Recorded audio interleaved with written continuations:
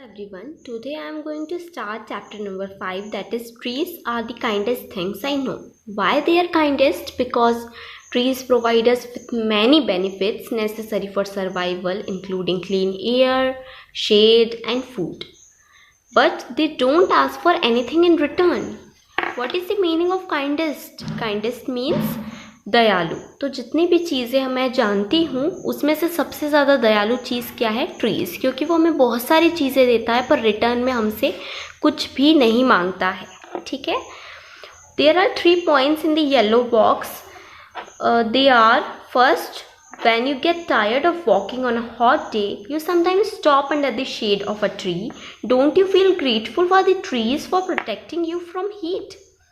जब भी अगर आप समर डेज़ में आप चल रहे हैं, आप बहुत ज़्यादा थक गए हैं, तो कभी कभी आप पेड़ों की शेड में बैठ जाते हो, तो क्या तुम्हें कभी उनके लिए ग्रेटफुल नहीं लगता कि वो तुम्हें हीट से प्रोटेक्ट कर रहे हैं, तुम्हें गर्मियों से बचा रहे हैं? Do you know the names of the trees in the school compound और near your school? How many trees are there? क्या तुम जानते हो तुम्हारे स्कूल कैंपस में, कंपाउंड में कितने पेड़ हैं और क्या क्या उनके नाम हैं? आई होप आप लोगों को पता होगा, आप लोग कितना ध्यान देते हैं ट्रीज पर। Now the third point is, can you name some trees which give us fruits? क्या तुम कुछ उन पेड़ों के नाम बता सकते हो जो हमें फ्रूट्स देते हैं? Okay, so these questions are for you. Okay, firstly you have to decide how conscious you are for trees, how you think about trees, then we will start the poem. Okay, so first of all, just read the points that are in yellow box and feel the importance of trees. Now, what is the first line of the poem? That is, trees are the kindest things I know. They do not harm, they simply grow.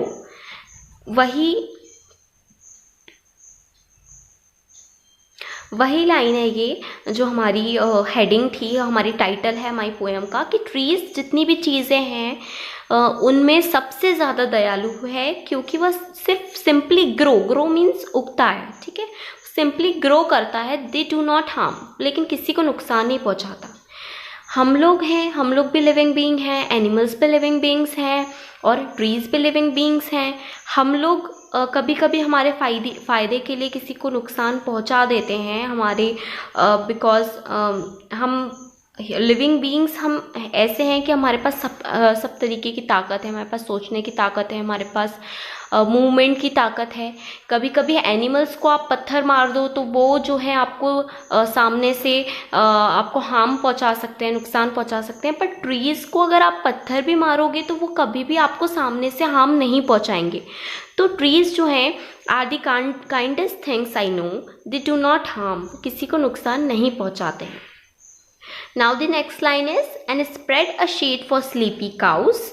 और जितनी भी जो गायें हैं जो सोना चाहती हैं, अगर आराम करती हैं तो वो किसके नीचे आराम करती हैं? किसके लिए शेड बिछाया हुआ है ट्रीज ने? अपना स्लीपी काउस के लिए। And gather birds among their boughs. Boughs means the branches of the trees. ठीक है, तो जो बर्ड्स हैं वो कहाँ इकट्ठी होके बैठती हैं? पेड़ों के डालियों पर। जो लोग काला पीपल के हैं वो जानते होंगे, हमारे जो कॉलोनी है उसमें 2-3 पेड़ ऐसे हैं जिसपे थाउजेंड्स ऑफ पैरोट्स आके बैठते हैं। ठीक है, बहुत सारे शाम को तोते देखने को मिलेंगे आपको पेड़ों की ब्रांचेस के ऊपर। तो वो लोग कहाँ इकट्ठे होते हैं? उनका घर कहाँ है? बेसिकली उनका घर है पेड़ पर, पेड़ों की टहनियों पर। ठीक है, now the next line is, they give us fruit in leaves above and wood to make our house of. अब वो हमें क्या क्या देते हैं? अगली लाइन में वो बता रहा है पोइट कि वो हमें फ्रूट देते हैं, जो उनकी पेड़ों की टहनियों पर फ्रूट्स उगते हैं वो हमें देते हैं। वो उनकी लकड़ी हमें देते हैं अपना घर बनाने के लिए। ठीक है, so they are the kindest. And leaves to burn on Halloween. Halloween is basically a festival in Christian, it is a Christian festival जो हमारे फॉरेन कंट्रीज़ में सेलिब्रेट होता है। तो उसमें वो लोग लीव्स को कलेक्ट करके, जो सूखी पत्तियाँ होती हैं उनको कलेक्ट करके एक त्यौहार मनाते हैं। तो ये जो होते हैं ट्रीज़, ये अपनी सूखी पत्तियाँ कलेक्ट करने को देते हैं ताकि हम अपने फेस्टिवल को सेलिब्रेट कर सकें। And in the spring new birds of green, और स्प्रिंग सीजन में नई नई जो हरियाली ग्रीनरी होती है, न्यू बर्ड्स खिलती हैं, वो हमें देखने को मिलती है, जो हमें बहुत प्लेजर देती है, हमें बहुत अच्छा लगता है उन्हें देखना। Now the next line is, they are the first when days begin to touch the beams of morning sun. Okay, जब जैसे ही सूरज उगता है वैसे ही सबसे पहले उसकी रोशनी किस पे पड़ती है? ट्रीज पर। ठीक है, क्यों? क्योंकि हम लोग हो सकता है सो रहे हों, हम लोग जो है हमेशा एक जगह पर नहीं खड़े रहते हैं, पर ट्रीज़ ही वही होते हैं जो हमेशा, चाहे सुबह जैसे ही हो तब भी वो वही रहेंगे, रात जैसे ही हो तब भी वो वही रहेंगे। तो इसलिए ये पहले वो होते हैं जब डे की शुरुआत को जो देखते हैं, मॉर्निंग सन यानी जो सुबह सुबह जो सूरज उगता है, तो उसकी जो बीम्स यानी उसकी जो लाइट की रे होती है उसको वो किसको टच करती है? सबसे पहले ट्रीज को।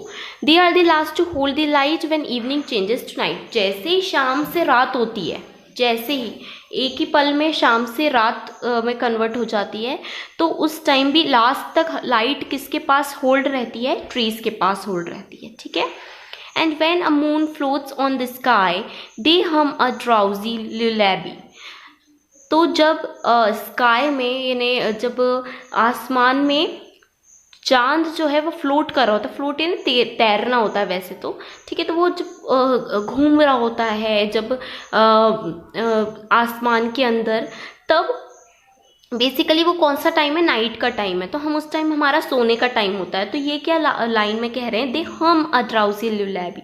हम मीन्स गुनगुनाना एंड अ ड्राउसी लुलैबी मीन्स लोरी। ठीक है, तो वो उसकी जो हल्की सी ये पेड़ों की जो हवा, जब हवा चलती है तो वो जब स्वीप करते हैं, पेड़ों की जो आवाज़ होती है वो एक लोरी गुनगुनाती हैं। ठीक है, जिससे हमें नींद आ जाती है। ओके, जैसे समर सीज़न में भी जिनके घर के आसपास पेड़ हैं, वो जब हवा चलती है तो उसकी जो ठंडी हवा और उसकी जो आवाज़ होती है वो काफ़ी अच्छी लगती है, और काफ़ी ठंडी हवा उससे हमें मिलती है।